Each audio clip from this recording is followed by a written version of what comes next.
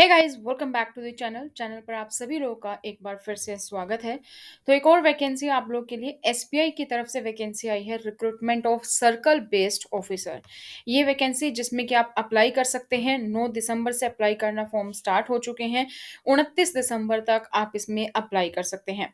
तो एडवर्टाइजमेंट देखेंगे कि क्या क्या है। एडवर्टाइजमेंट में पूरी डिटेल आपको मिलने वाली है और अप्लाई ऑनलाइन के लिए आपको यहाँ पर क्लिक करना होगा। तो जैसे ही आप अप्लाई ऑनलाइन पर क्लिक करेंगे, यहाँ पर आपको click here for new registrations पे अपनी डिटेल फिल करनी होगी और आपका फॉर्म फिल हो जाएगा। 9 दिसंबर से फॉर्म भरना स्टार्ट हो चुके हैं। क्लोजर हो जाएगा 29 दिसंबर को, यानी कि 29 दिसंबर लास्ट डेट है फॉर्म को फिल करने की। अगर आपके फॉर्म में कोई भी मिस्टेक होगी या कुछ एडिट करना चाहते हैं, उसकी भी लास्ट डेट आपकी 29 दिसंबर रहेगी। आप अपना जो फॉर्म आपने फिल किया उसका प्रिंट आउट ले सकते हैं। लास्ट डेट रहेगी 13 जनवरी।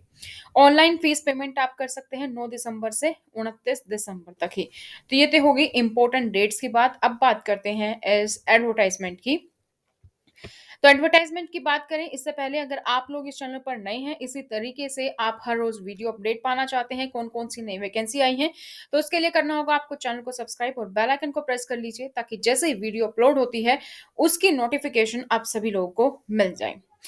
हमने बात कर ली एप्लीकेशन की, पेमेंट ऑफ फीस की। तो जो ऑनलाइन टेस्ट है या कॉल लेटर जो डाउनलोड होंगे, उसकी भी टेंटेटिव डेट है जनवरी 2022 में ही हो जाएंगे।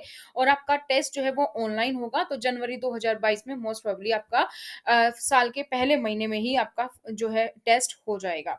स्टेट बैंक ऑफ इंडिया की तरफ से है, central recruitment and promotion department, corporate centre Mumbai की तरफ से। तो आपको कैसा करना है, अप्लाई कैसे करना है, वो मैंने आप लोगों को बता दिया है। इसके बारे में आप डिटेल्स भी कंप्लीट चेक कर सकते हैं। मैं आपको नीचे भी डिस्क्रिप्शन बॉक्स में लिंक दे दूंगी। ये कैरियर वाला पेज है, यहाँ पे आपको पूरी की पूरी डिटेल्स मिल जाएंगी। जो आप रजिस्टर करेंगे ऑनलाइन, उसमें आपका जो रिक्रूटमेंट प्रोसेस होगा, क्या होगा, कैसे आप सिलेक्शन होंगे, सिलेक्शन क्राइटेरिया क्या होगा। सबसे पहले होगा ऑनलाइन रिटन एग्जाम, फिर स्क्रीनिंग होगी और फिर इंटरव्यू होगा। ये 3 प्रोसेस हैं आपके टोटल। तो बात करते हैं वैकेंसी की। तो रेगुलर वैकेंसी की बात करें तो अहमदाबाद यानी कि गुजरात सर्कल में, गुजरात स्टेट में है। लैंग्वेज गुजराती के लिए है। टोटल यहाँ पर आप देखेंगे 300 पोस्ट हैं। इसी तरीके से बेंगलुरु कर्नाटक स्टेट में कन्नड़ लैंग्वेज के लिए 250 पोस्ट है। भोपाल में मध्य प्रदेश में है, हिंदी के लिए 150 पोस्ट। और छत्तीसगढ़ में है 50 पोस्ट। चेन्नई में तमिलनाडु के लिए 250 पोस्ट हैं तमिल लैंग्वेज के लिए। और जयपुर राजस्थान में भी हिंदी लैंग्वेज के लिए 100 पोस्ट हैं। तो रेगुलर वैकेंसी की बात करें तो आप लोग देख सकते हैं यहाँ पे टोटल 1100 ओपनिंग्स हैं। अब बात करते हैं बैकलॉग वैकेंसी की। तो अहमदाबाद गुजरात में गुजराती लैंग्वेज के लिए 54 बैकलॉग वैकेंसी हैं। बेंगलुरु कर्नाटक कन्नड़ के लिए 28 बैकलॉग वैकेंसी हैं। भोपाल में मध्य प्रदेश छत्तीसगढ़ में हिंदी के लिए 12 और 2 वैकेंसी हैं। चेन्नई में तमिलनाडु तमिल लैंग्वेज के लिए टोटल 26 वैकेंसी हैं। जयपुर राजस्थान में हिंदी के लिए 4 वैकेंसी हैं। तो टोटल आपकी 126 बैकलॉग वैकेंसी है। सेग्रीगेशन आप यहाँ पर देख सकते हैं कि एससी, एसटी, ओबीसी, डब्ल्यूएस ये जनरल कैटेगरी के लिए या फिर फिजिकल हैंडीकैप के लिए कितनी ओपनिंग्स हैं, यहाँ पे कंप्लीट इंफॉर्मेशन दी गई है। आप बात कर लेते हैं, क्योंकि स्टेट वाइज वैकेंसी यहाँ पर दी गई है, तो कैंडिडेट को जो अप्लाई करना होगा वो एक स्टेट के लिए ही अप्लाई करना है। अब आप ऐसा नहीं कर सकते कि जैसे आपको हिंदी आती है तो आप मध्य प्रदेश में भी, छत्तीसगढ़ में भी, राजस्थान में भी अप्लाई कर दें। आपको एक स्टेट के लिए ही अप्लाई करना होगा। A candidate applying against of one state will not be eligible to apply against vacancy of any other state. आप एक स्टेट के लिए वैकेंसी के लिए अप्लाई करते हैं तो आप किसी दूसरे स्टेट की वैकेंसी के लिए अप्लाई करने के लिए एलिजिबल नहीं होंगे। ये बात आपको ध्यान रखनी है। जो सिलेक्टेड कैंडिडेट है वो पोस्टेड या स्टेट में जहाँ पे पोस्ट होगा, जहाँ पे उस वैकेंसी के लिए वो सिलेक्ट हुआ है।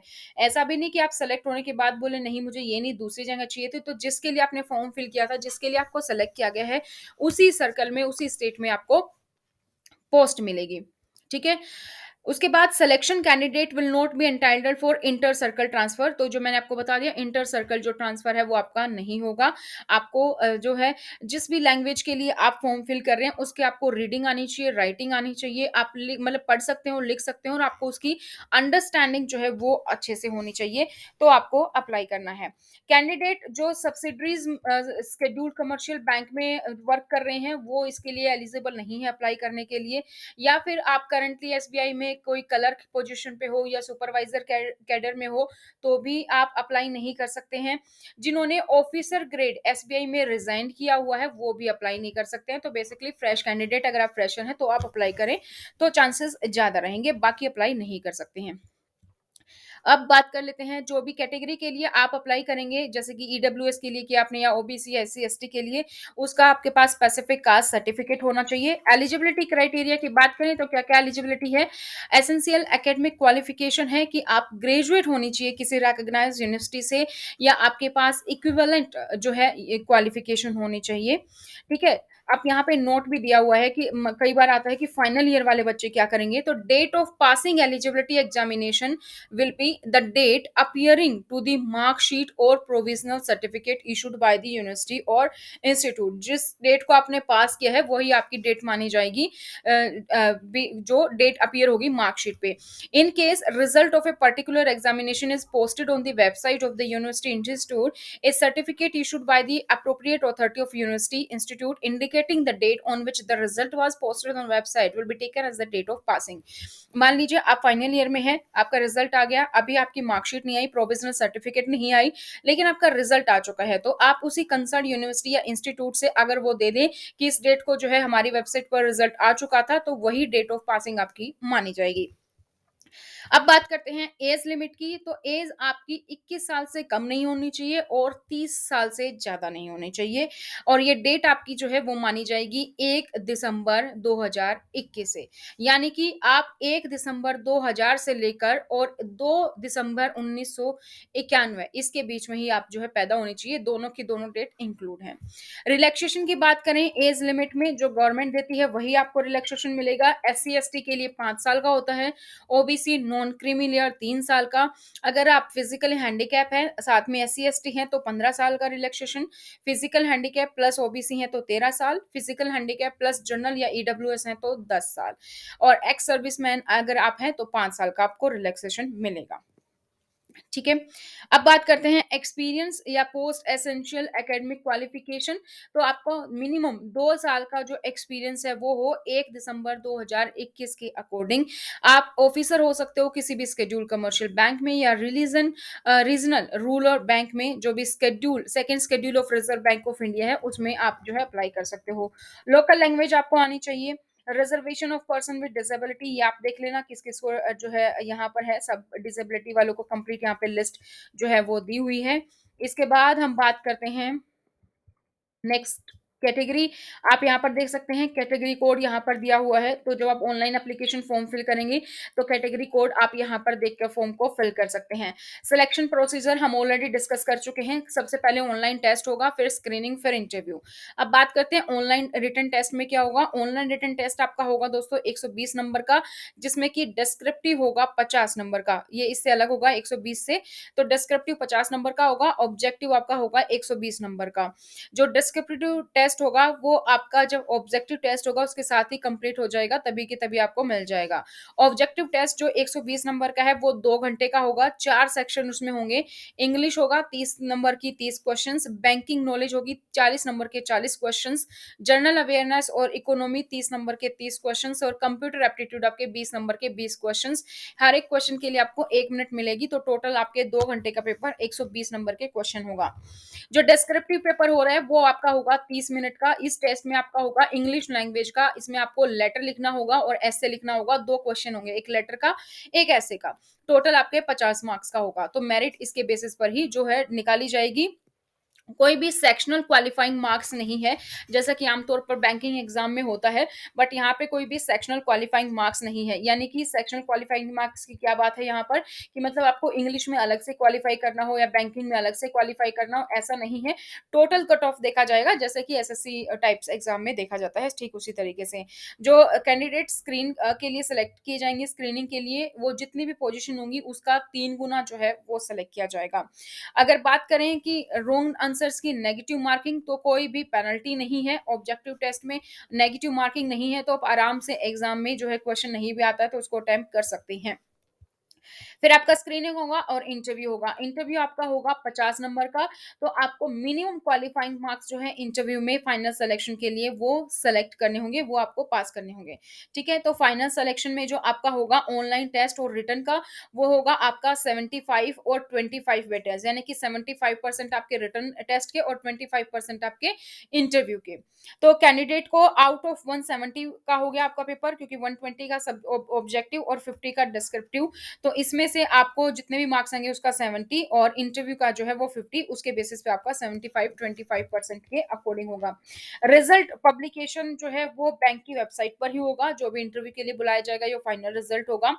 एग्जामिनेशन सेंटर की बात करें तो आप एग्जामिनेशन सेंटर किसी भी इंडिया के किसी भी जगह से आप दे सकते हैं, जो भी सेंटर अवेलेबल होगा वो आप सेलेक्ट कर सकते हैं। कोई भी एग्जामिनेशन सेंटर में डेट में या सेशन में चेंज नहीं होगा। आप जो है एसबीआई को पूरा राइट है कि एग्जामिनेशन सेंटर किसी भी टाइम पे वो उस सेंटर को कैंसिल कर सकता है और कोई और सेंटर ऐड कर सकता है, तो आप अपने अकॉर्डिंग फिल कर सकते हैं। बात करते हैं आप सैलरी की, तो बेसिक पे जो स्टार्टिंग होगी वो आ गई आपकी 36,000 रुपए।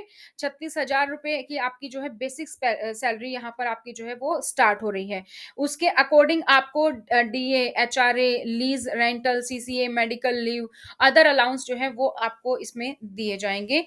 Maximum advance increment has been capped at 2। ठीक है?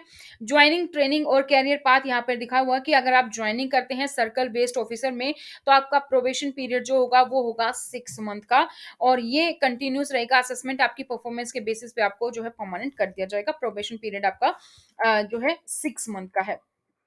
करियर पाथ की बात करें तो जनरल कैडेट में होगा आपका, और गन बाय होंगे, प्रमोशन पॉलिसी आपकी होगी यहाँ पर, वो अप्लाइकेबल होगी। फीस की बात करें तो एससी एसटी या आप फिजिकल हैंडीकैप हैं तो आपको कोई फीस पे नहीं करनी है, लेकिन अगर आप जनरल, ईडब्ल्यूएस या ओबीसी कैटेगरी से हैं तो आपकी फीस रहेगी 750 रुपए। 9 दिसंबर से 29 दिसंबर तक आप अप्लाई कर सकते हैं ऑनलाइन। आपको फॉर्म कैसे फिल करना है वो आपको कंप्लीट डिटेल्स वहां पर भी मिल जाएगी, जैसे जैसे आपको डिटेल्स फिल करते जाना है, जो जो डिटेल्स आपसे मांगी जाएंगी।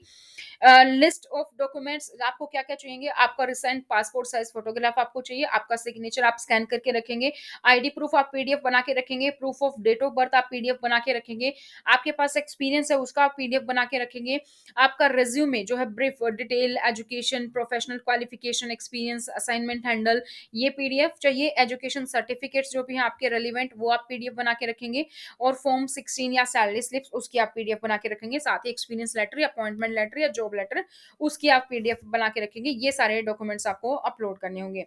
गाइडेंस क्या है यहाँ पे, स्कैनिंग ऑफ डॉक्यूमेंट या फिर फोटोग्राफर और सिग्नेचर की, वो आप यहाँ पर देख सकते हैं। फीस जो है आपका सिर्फ और सिर्फ ऑनलाइन मोड में ही पे होगी। इसके अलावा इस पीडीएफ में डाउनलोड कर सकते हैं आप कॉल लेटर, जैसे ही आएंगे वो आपको इन्फॉर्मेशन मिल जाएगी इस चैनल के माध्यम से भी। तो चैनल को सब्सक्राइब कर लीजिए और बेल आइकन को प्रेस कर लीजिए, ताकि जैसे ही वीडियो अपलोड होगी उसकी नोटिफिकेशन आप लोग को मिल सके, और साथ ही आप वेबसाइट से भी चेक कर सकते हैं। तो बायोमेट्रिक वेरिफिकेशन होगी, डॉक्यूमेंट्स आपके जो है वो आपको लेके जाने होंगे इंटरव्यू के टाइम पर। आपके खिलाफ कोई भी केस दर्ज ना हो, जनरल इन्फॉर्मेशन और बाकी यहाँ पर आपको दिखाई दे जाएंगी। आई होप मैंने आपको सारी इन्फॉर्मेशन यहाँ पे कंप्लीट दे दी है कि कैसे कैसे है, डिटेल यहाँ पर आप देख सकते हैं। एग्जामिनेशन सेंटर की लिस्ट यहाँ पर दी हुई है, ये आप देख सकते हैं कौन कौन से एग्जामिनेशन सेंटर है, इसमें से आप सेलेक्ट कर सकते हैं उसके अकॉर्डिंग। तो यहाँ पर एज, क्वालिफिकेशन क्या है, फीस क्या है, सिलेक्शन क्राइटेरिया क्या है, पेपर कितने नंबर का आएगा, नेगेटिव मार्किंग है कि नहीं, कब से कब तक फॉर्म फिल करने हैं, पोस्ट कितनी है, कैटेगरी वाइज कितनी है, सारी चीजें यहाँ पर मैंने आप लोग के लिए बता दी हैं। तो इसी तरीके की और वीडियोस को पाने के लिए, हर जॉब अपडेट की वीडियो को पाने के लिए चैनल को सब्सक्राइब करें, बेल आइकन को प्रेस करें। फिर भी आपके मन में कोई भी डाउट, कोई भी सवाल है तो आप नीचे दिए गए कमेंट सेक्शन में भी कमेंट कर सकते हैं। तो thank you so much, bye bye, take care.